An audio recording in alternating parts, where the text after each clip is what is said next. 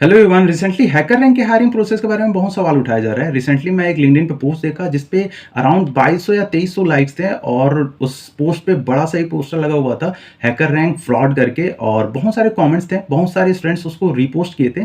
तो मैं इतना सारा लाइक था तो थोड़ा नज़र गया उस पे, एंड देन मैं कमेंट सेक्शन में पढ़ रहा था तो बहुत सारे स्टूडेंट्स एग्री कर रहे थे कि हाँ ये सही है।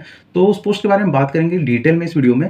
तो सबसे पहले तो ये बता दूं यार कि जो एसटीएल वाला वीडियो है वो 1-2 दिनों में आ जाएगा, काम चल रहा है उस पे। सो हाँ, 1-2 दिनों में आ जाएगा एसटीएल वाला वीडियो। अभी वापस आते हैं फिर से हैकर रैंक वाली वीडियो पे। तो ये जो पोस्ट था इसमें लिखा हुआ था, पहला लाइन में पढ़ के बताता हूँ। Be aware of hacker ranks SD intern hiring process, ऐसे करके लिखा था और रेड कलर में एम्बुलेंस वाला सिंबल, उसका स्क्रीनशॉट आप लोगों को दिख रहा होगा।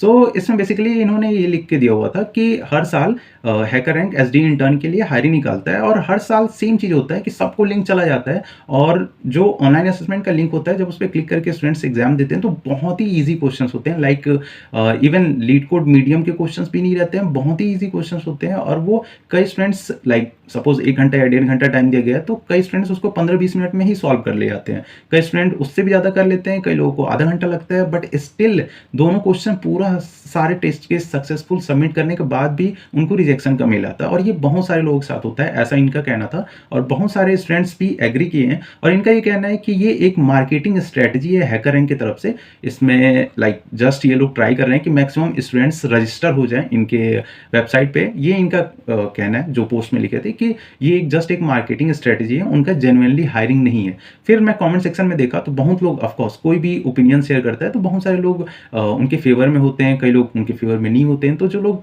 लाइक कह रहे थे, जो स्टूडेंट्स थे जो कि उनके साथ थे, वो लोग कह रहे हैं कि हाँ मेरे साथ भी हो रहा है। इनफैक्ट कई सारे फ्रेशर्स हैं या फिर 1 साल जिनका एक्सपीरियंस हुआ जो लास्ट ईयर दिए थे, वो लोग भी कह रहे हैं कि हाँ हमारे टाइम पे भी ऐसा हुआ था। जस्ट 1-2 क्वेश्चंस थे बहुत ईजी वाले, हम लोग सबमिट कर दिए थे, स्टिल रिजेक्शन का मेल आ गया। और कई स्टूडेंट्स कह रहे थे जस्ट नेक्स्ट डे आ गया था रिजेक्शन का मेल। तो उन लोगों को समझ में नहीं आया कि क्यों ऐसा किया जा रहा है। फिर कई लोग जो इस पोस्ट के अगेंस्ट थे वो ये कह रहे थे कि हैकर रैंक का जो हायरिंग प्रोसेस है वो बहुत ही क्लियर होता है। उन लोग क्या करते हैं, पहले टेस्ट कराते हैं एंड देन रिज्यूमे रिव्यू करते हैं और देखते हैं आपके रिज्यूमे में कुछ लाइक ओपन सोर्स कंट्रीब्यूशन है कि नहीं, प्रोजेक्ट आपके कैसे हैं, ये सारी चीज इवेल्युएट करके देन आपको इंटरव्यू का मौका मिलता है। देन फिर कई लोग कह रहे हैं कि अगर ऐसा होता है तो यार क्यों नहीं आप लोग पहले रिज्यूमे रिव्यू कर लेते हो, फिर आप लोग ऑनलाइन असेसमेंट कराते हो, क्योंकि इतने सारे स्टूडेंट्स अपीयर हो रहे हैं, फिर आप लोग कैसे फिल्टर करते हो। तो बहुत सारे सवाल हैं इस पे। कई लोगों का ये है कि, और मुझे भी ये थोड़ा जेन्युइन लगा कि कई लोग कह रहे थे कि पहले आप लोग को रिज्यूमे शॉर्टलिस्ट कर लेना चाहिए,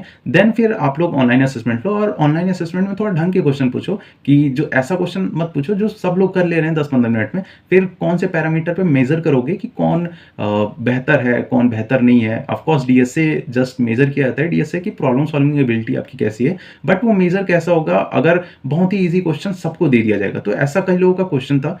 तो दोनों पॉइंट्स मैंने एक्सप्लेन कर दिया। अब मैं अपना एक एक्सपीरियंस बताता हूँ। मेरे साथ भी एक ऐसा ही कुछ इंसिडेंट हुआ था। एक बार एप्पल में एक हायरिंग आया था, एप्पल कंपनी में, आप सबको पता होगा आईफोन और मैकबुक सभी यूज़ कर रहे हैं आजकल। तो उसमें भी एक ओपन पोजीशन आया था और मैं अप्लाई किया था अपने टाइम पे।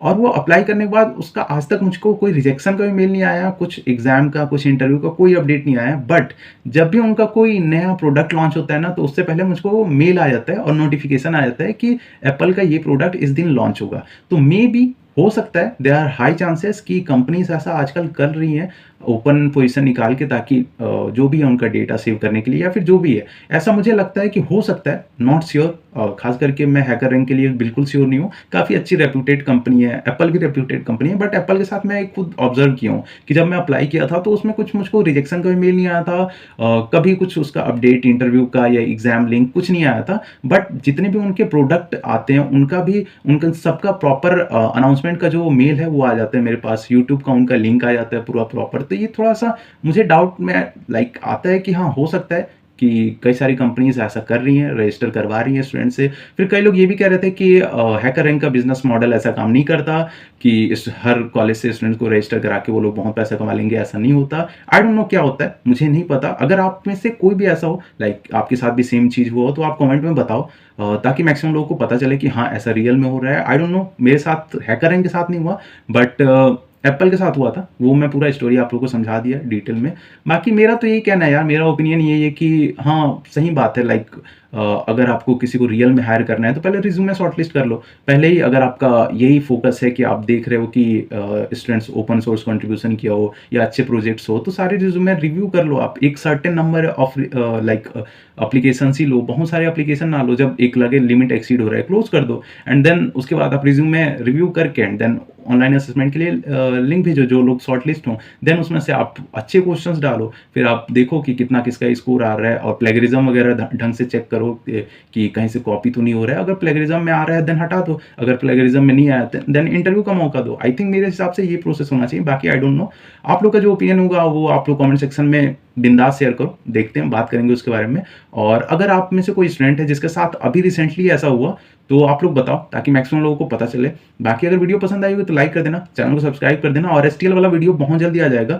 अभी तक आप सी प्लस प्लस का चीट शीट नहीं देखे हो देन जस्ट एक बार देख लेना, लिंक उसका डिस्क्रिप्शन में मिल जाएगा आपको, वहाँ से जस्ट चेकआउट कर लेना एक बार। बहुत सही चीट शीट है। और एक डीएसए का शीट भी मैं बनाया था जिसमें क्वेश्चंस को 20 पैटर्न्स में डिवाइड किया हूँ और वो मोस्टली फ्रिक्वेंटली आस्क्ड क्वेश्चंस हैं, बहुत सारे कंपनीज पूछती हैं उन्हीं पैटर्न पे, तो वो बहुत इंपॉर्टेंट है। वो एक बार आप एक्सेस कर सकते हो, उसका भी लिंक आपको डिस्क्रिप्शन में मिल जाएगा। और ये वीडियो बताना कैसा लगा, बस thank you so much for watching, bye.